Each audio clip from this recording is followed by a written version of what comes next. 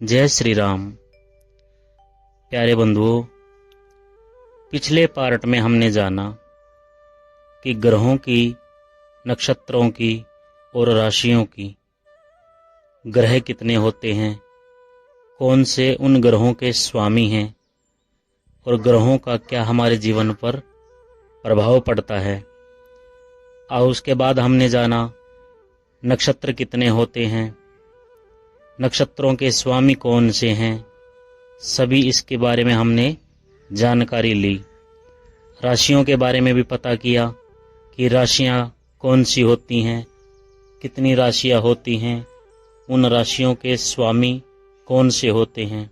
साथ साथ हमने पंचक के नक्षत्रों के बारे में भी जाना और गंडमूल नक्षत्र, जिसके अंदर मूलों के जो नक्षत्र होते हैं, उनके बारे में भी जाना। तो आज प्यारे मित्रों, भाग 2 के अंदर आज हम प्रवेश करेंगे। आज का हमारा लेसन का जो प्रथम हम शुरू करने जा रहे हैं वो है राशि और उनके स्वभाव। तो राशियों के स्वभाव के बारे में आज हम दूसरे अध्याय में आज जानेंगे। कल आपको बताया गया था कि हमारी 12 राशियां हैं: मेष, वृषभ, मिथुन, कर्क, सिंह, कन्या, तुला, वृश्चिक, धनु, मकर, कुंभ और मीन। ये हमारी 12 राशियां थी। आज इसके स्वभाव के बारे में भी हम जानेंगे कि कौन सी राशि के जातकों का कैसा स्वभाव होता है।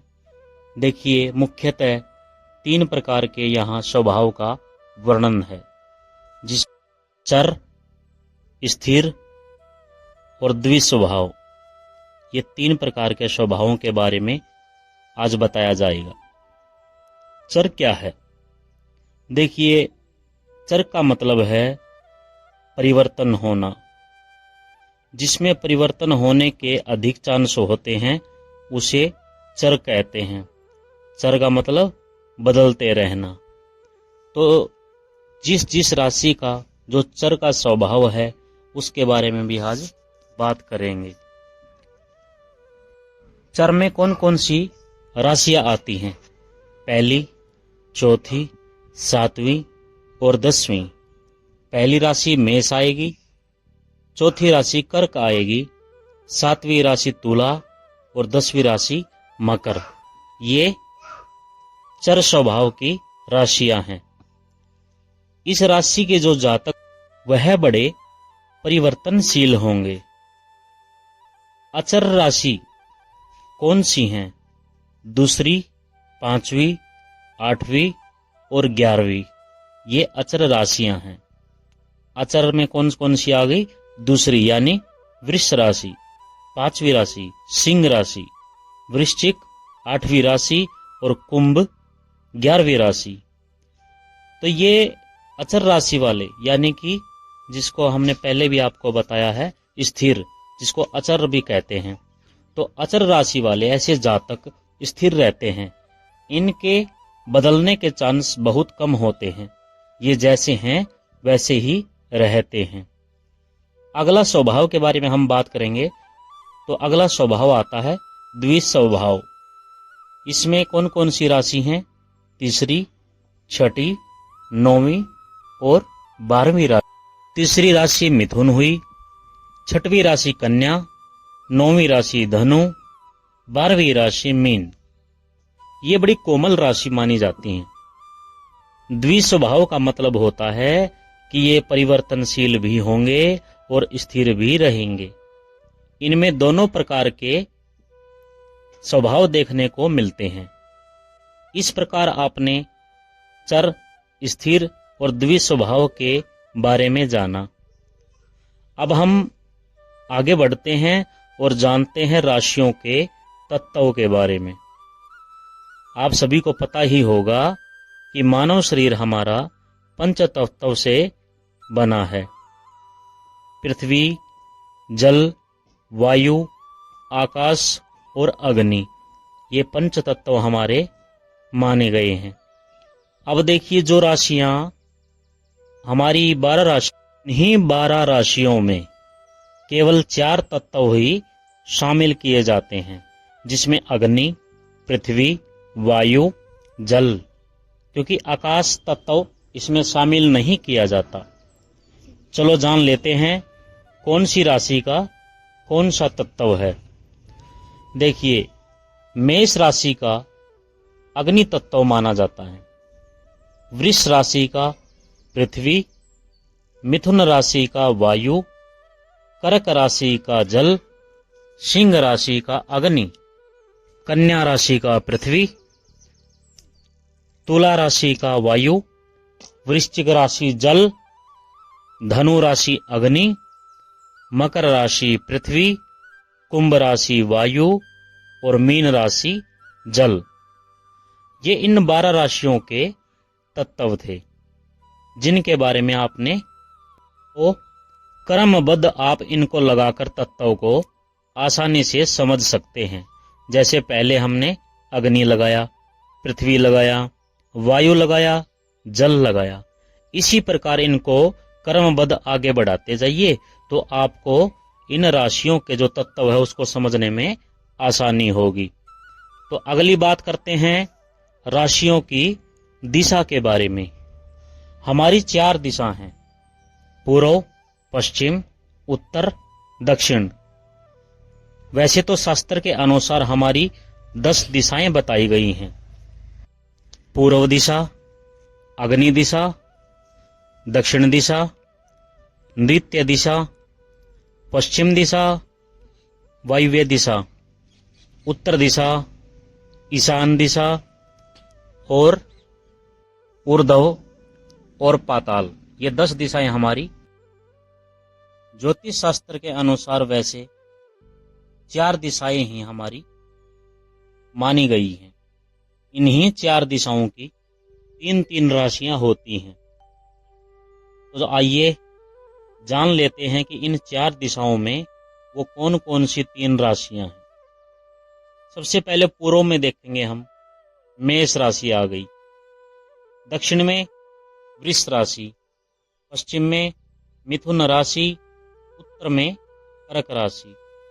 फिर से पूर्व में सिंह राशि, दक्षिण में कन्या राशि, पश्चिम में तुला राशि, उत्तर में फिर 8वीं वृश्चिक राशि। फिर से रिपीट होंगी, पूर्व में 9वीं धनु राशि, दक्षिण में 10वीं मकर राशि और पश्चिम में 11वीं कुंभ राशि व उत्तर में 12वीं मीन राशि। इस प्रकार यह राशियों का दिशा बोध था, जिसका आपको यात्रा मुहूर्त आदि में आवश्यकता बहुत पड़ेगी। इसमें मुख्य रूप से चंद्रमा को देखा जाता है। जब भी आप यात्रा आदि का मुहूर्त निकालेंगे तो चंद्रमा को देखा जाता है कि चंद्रमा किस राशि में है। जिस राशि में चंद्रमा होगा उस दिशा में आप जा सकते हैं, अथवा उसके दाहिनी तरफ भी आप जा सकते हैं। चंद्रमा में बाईं ओर नहीं जाना चाहिए। मान लीजिए, एक उदाहरण के तौर पे आपको बताते हैं, जैसे मेष राशि में चंद्रमा है तो आप पूर्व दिशा में जा सकते हैं, दक्षिण दिशा में भी जा सकते हैं, उत्तर और पश्चिम दिशा में नहीं जाना चाहिए। यात्रा मुहूर्त निकालने का इस प्रकार का हमारे ज्योतिष में नियम बताया गया है। तो इस प्रकार से आप यात्रा मुहूर्त निकाल सकते हैं और दिशा का बोध कर सकते हैं। अब तक आपने ग्रह, नक्षत्र, राशि के बारे में जान लिया, उनके स्वामी के बारे में जान लिया, उनके तत्व के बारे में जान लिया। अब इसी क्रम में आगे बढ़ते हैं और जान लेते हैं कि तिथियों के बारे में और उनके स्वामी कौन से हैं उसके बारे में। आपको पता होना चाहिए, हमारे यहाँ पर 2 पक्ष मान्य हैं, कृष्ण पक्ष और शुक्ल पक्ष। प्रत्येक पक्ष में 15 तिथियां आती हैं। तो इनमें एक पक्ष में जैसे शुक्ल पक्ष में 15वीं तिथि पूर्णिमा होती है और कृष्ण पक्ष में 15वीं तिथि अमावस्या होती है। पहले चलो जान लेते हैं तिथियों के बारे में।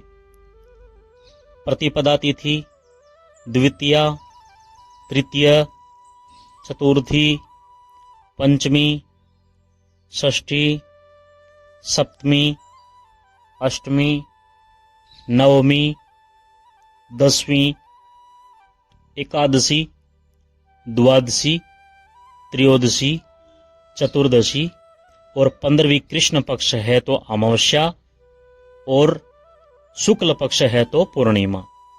सेम तिथियां वैसे ही रहेंगी, चाहे शुक्ल पक्ष है या कृष्ण पक्ष है। सिर्फ कृष्ण पक्ष में अमावस्या तिथि आ जाएगी और शुक्ल पक्ष में पूर्णिमा तिथि आ जाएगी। तो इस प्रकार प्रत्येक पक्ष में 15 तिथि होंगी। इस प्रकार आपने तिथियों के बारे में जाना। अब उनके स्वामी के बारे में लेते हैं।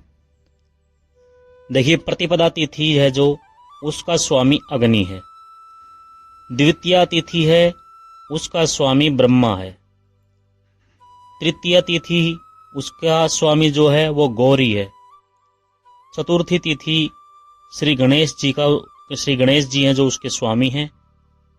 पंचमी तिथि को नाग जी उसके स्वामी हैं। षष्ठी तिथि कार्तिकेय। सप्तमी तिथि के सूर्य भगवान। अष्टमी तिथि के शिव। नौवीं तिथि की दुर्गा उसके स्वामी हैं। 10वीं तिथि यम। एकादशी तिथि को विश्वदेव। द्वादशी तिथि विष्णु को। त्रयोदशी तिथि कामदेव को। चतुर्दशी तिथि शिवा को।